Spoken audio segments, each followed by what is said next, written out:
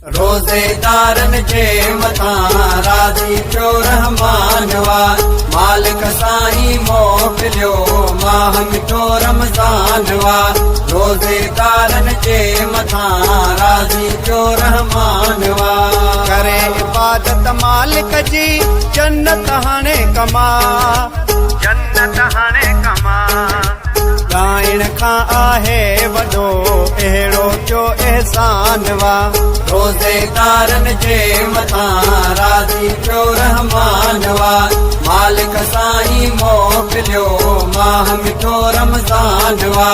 रोज़ेदारन जे मथां राज़ी थियो रहमान वा नेकिन जो थो बीणो अजर ते अहिड़ी थी महिरबानी रहमत वारा मींहं वसिया ऐं करम थियो आहे रहमानी नाज़िल आज में कयो रब मिठे क़ुर्आन वा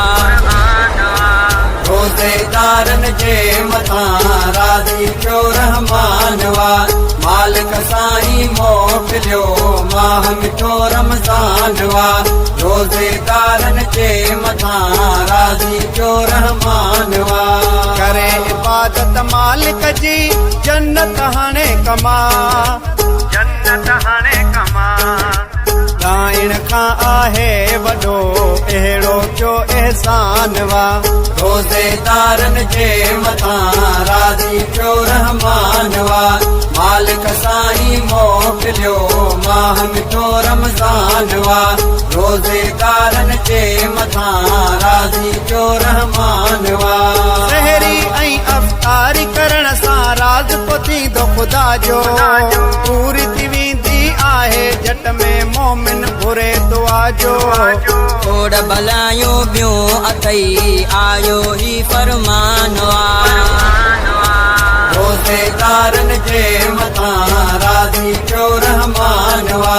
मालिक साईं मोकिलियो माह मिठो रमज़ान वा रोज़ेदारन जे मथां राज़ी थियो रहमान वा जावेद पीअ मोराई चवे बख़्शिश जो आयो महीनो रहमत बरकत खोड़ खणी दुनिया में छायो महीनो ज़िक्र कयो अल्लाह जो मंज़िल को आसान वा रोज़ेदारन जे मथां राज़ी थियो रहमान वा मालिक साईं मोकिलियो माह मिठो रमज़ान वा रोज़ेदारन जे मथां राज़ी थियो रहमान वा करे इबादत मालिक जी जन्नत हाणे कमा